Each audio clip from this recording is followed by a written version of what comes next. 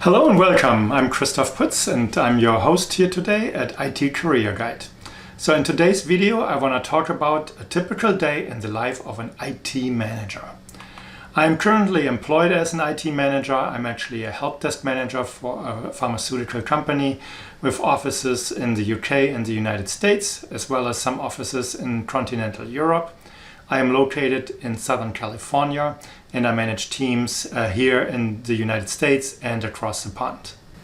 So a typical workday for me starts at around 6:30 a.m. in the morning, and the day usually goes till 4:30, sometimes even 5 o'clock. That has to do with that I am located in Southern California, and a lot of my peers and teammates are located in the United Kingdom, which is 8 hours ahead. So I especially use the early morning hours to meet with my team online, have meetings, have individual conversations with team members or with peers in other groups, be it HR or project-related work. So the morning hours are usually reserved for conversations with members of the company in the United Kingdom. And then starting around 10, 11-ish, usually my focus shifts towards the United States. So either I have a break and can do individual work, or I go straight into other meetings. Sometimes the days are just filled with meetings and it's difficult to get any work done. And so you have to catch up on email or other conversations later in the day. So that's sometimes really pushing the work hours into the 4 to 5 o'clock hour. And it's not always easy. Other days it's less stressful, I want to say. You have more time. It really depends on what you are involved in, be it projects or if your peers in the United Kingdom are on a vacation, and it frees up your calendar a little bit. So usually it evens out and you should be able to catch up. So for me, it doesn't always work out that way, but overall that's a typical day, and so far this has been working for me. So I'm not underwater with my work or so. It's like I said, it evens out. So I rarely work weekends or evenings in general, so that's I'm probably fortunate on that side. If I have to work weekends, it's usually when I travel. I go and travel not just to visit my team members and other company employees in the United Kingdom, but I also travel to company events. So we have a lot of events here in the United States. And to the smaller events, I usually send my team members. I'm not going to all the events to support them, even though I'm still very hands-on. But I usually travel to the larger events when we have larger conferences with 100 or more employees in one location. Then it's usually not just me going, it's me and a team member or several team members, depending on the size of the event. I also go and travel to certain VIP events, be it executive leadership team meetings that are held in certain locations, or be it with board members or with external people, or if we have some really important events that affect the company's future. And so that's really where the right level of attention is needed, or where senior leadership feels more confident if I'm around. I seem to have the luck or the ability to show up, and sometimes problems solve themselves. So it makes my job easier having the good reputation, but also knowing my stuff. So I'm invited sometimes for these high profile events, and it makes my job interesting. So travel, especially now I'm recording this video during COVID times, travel sometimes can be stressful. Right now I'm glad I do not have to travel. So I'm working from home. But overall, travel has brought me to quite some interesting places. And so I use that time also for sightseeing.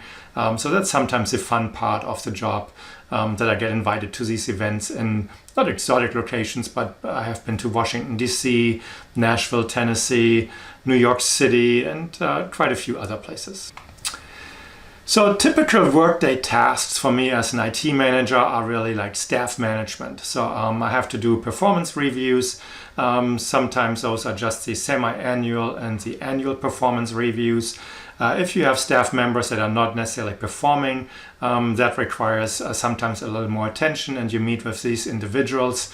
Sometimes there could even be a so-called PIP, a PIP, a performance improvement plan, and then the employee has to be measured against certain goals, and hopefully the employee is able to improve their performance. But sometimes these are the not so fun parts of working with team members, and not everyone is up to the task sometimes.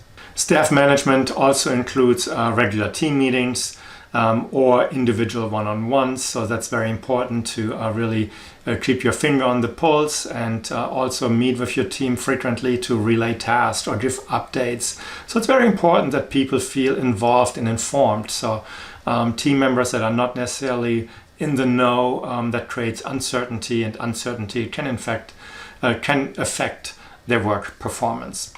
So other daily work I'm involved in is project-related work, and so I'm in a lot of meetings related to projects. Sometimes these projects are for myself, for my team, or I'm involved in other projects for other teams, but where my team specifically plays a major role. So let's say there's a major application rollout and my team needs to support that application, so we need to be trained on it. We need to have the right permissions within the application so that we can assist and really help our users in getting support for applications, as an example.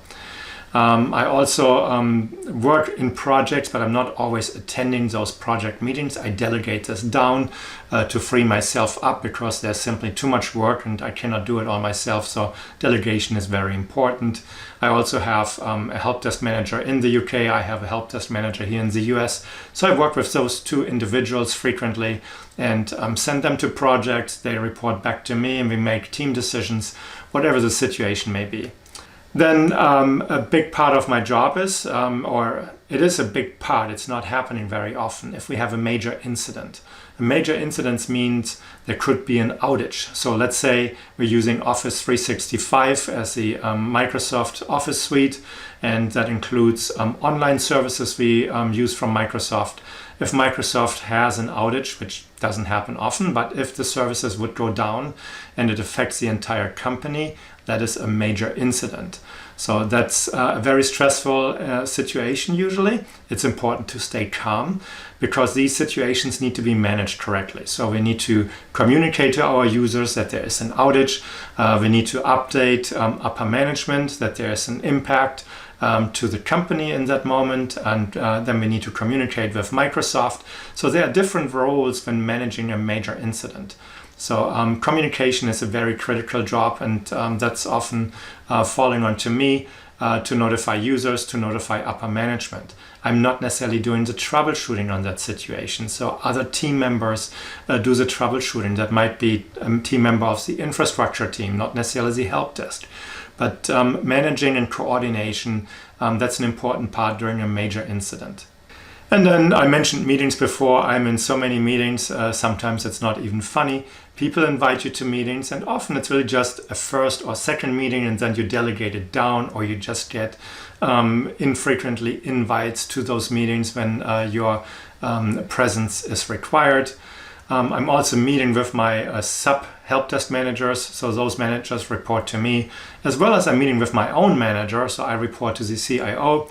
And in that case, I give him frequent updates on what's happening within my team, what issues I see, the projects we're working on, and overall providing updates. Training, working in IT requires frequent training and learning new technologies. So that's really an important part for me. I enjoy that a lot. So I go to training events, or I spend time reading up on new technologies. I attend webinars. I also train my team or make arrangements that a trainer comes in, or cross-training with other teams, so that really there's a good knowledge transfer and everyone is up to speed.